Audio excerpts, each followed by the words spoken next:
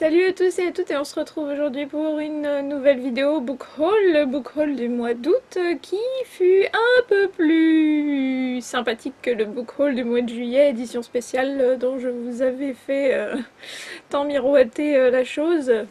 Cette fois-ci j'ai été un peu plus déterminée à acheter des livres, à savoir que plutôt que d'en acheter qu'un seul, j'en ai acheté deux.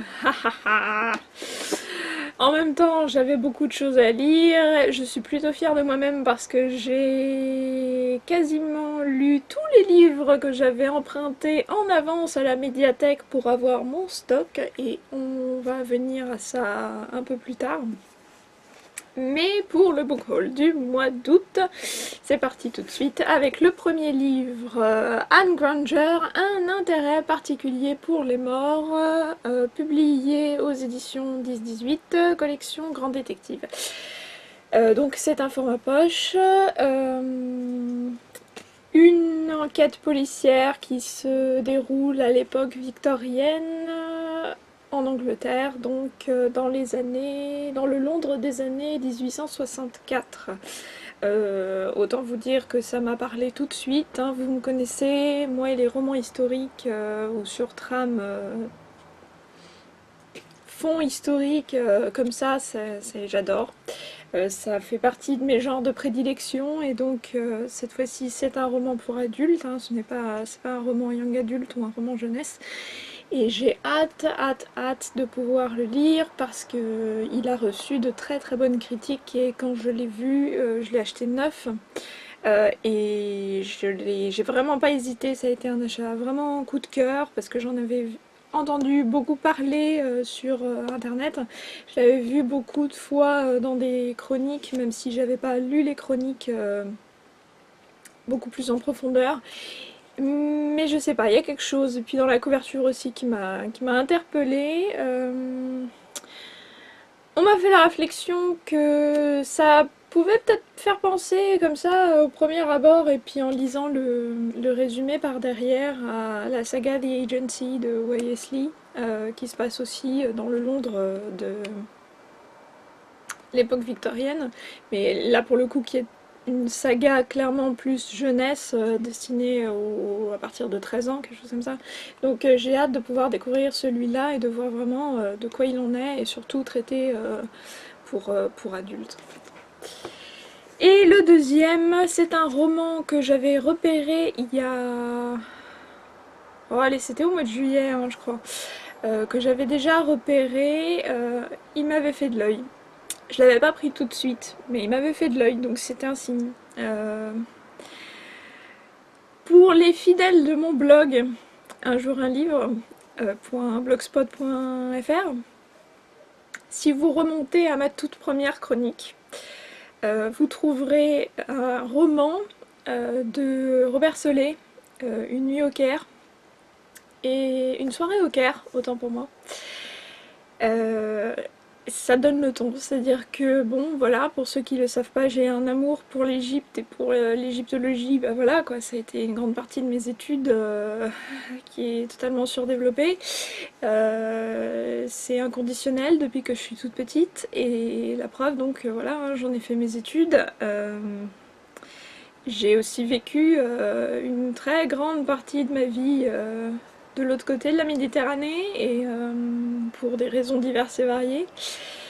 Et donc forcément, ben, il y a cette connexion que j'ai avec ce genre de romans qui sont des romans pour le coup non pas historiques parce qu'ils traitent pas forcément de l'Égypte pharaonique, mais qui parlent de l'Égypte, de la vie du quotidien, de l'Égypte moderne, même si c'est pas forcément... Enfin, quand j'entends moderne, j'entends pas forcément contemporaine. Ça peut être contemporain aussi, ça va m'intéresser, mais aussi les années... le XXe siècle, on va dire, voilà. Tous ces changements de civilisation, de culture de ces dernières années. Et donc, pour ne pas tourner autour du pot pendant 10 ans, j'ai finalement eu le déclic cette fois-ci, je me suis dit allez soyons fous et je l'ai pris et il s'agit de Gilbert Sinoué, Les Nuits du Caire, donc à ne pas confondre justement avec Robert Solé, Une soirée au Caire. C'est un tout petit livre, hein, un tout petit format, hein. C'est pour vous dire que ça c'est un format poche. Et donc vous voyez qu'il est en format même plus petit qu'un... Enfin en hauteur, même plus petit qu'un format poche. Et il est vraiment pas très épais, il fait 180, un peu plus de 180 pages. Donc, et puis c'est vraiment écrit... voilà quoi, ce sera ce sera vite lu. Voilà.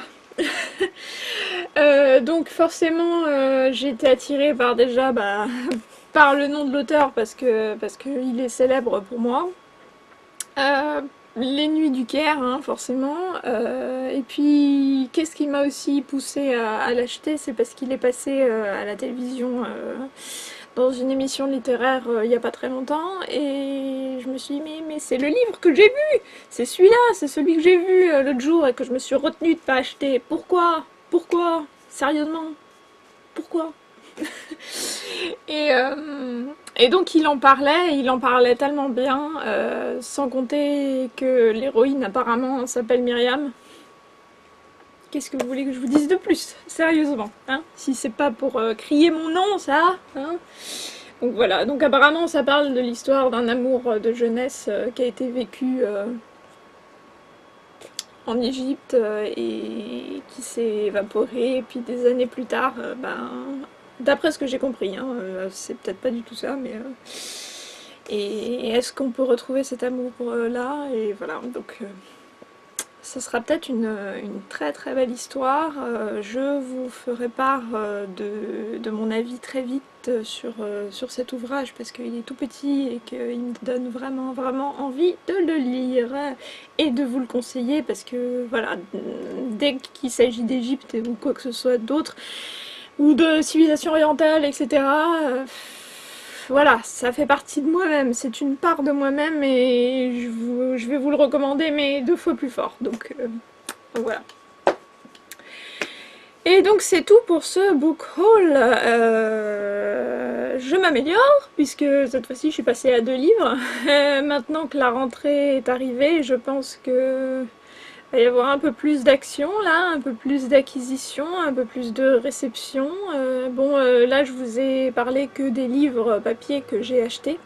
Je vous ai pas parlé des e-books que j'ai reçus entre temps par des auteurs indépendants cet été qui me proposaient de les lire pour en parler sur le blog.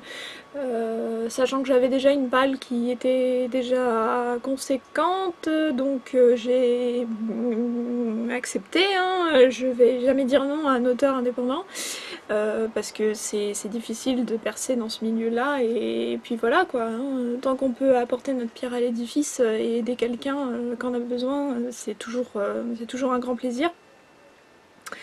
Donc j'essaierai de lire autant que je peux tous ces e-books, tous ces manuscrits là, et de vous en parler le plus vite possible si je découvre des petites pépites et qu'il y a des choses qui méritent vraiment le détour pour que vous puissiez vous aussi vous faire une petite idée en sortant des sentiers battus avec cette rentrée littéraire qui se veut encore très impressionnante cette année.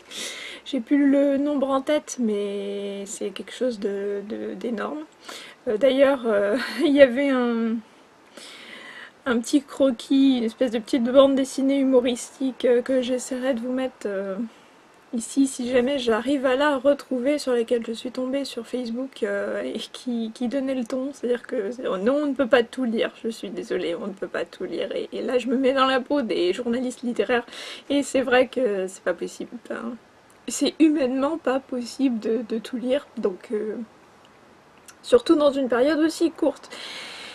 Donc voilà, je pense que ce sera tout pour cette vidéo. Je vais vous laisser respirer avec ces 2 petits livres. Et n'hésitez pas à me faire part de vos acquisitions livresques cet été. Est-ce que vous avez craqué? Est-ce que vous avez fait de belles découvertes? En commentaire. Et je vous dis à très bientôt pour une nouvelle vidéo. Salut!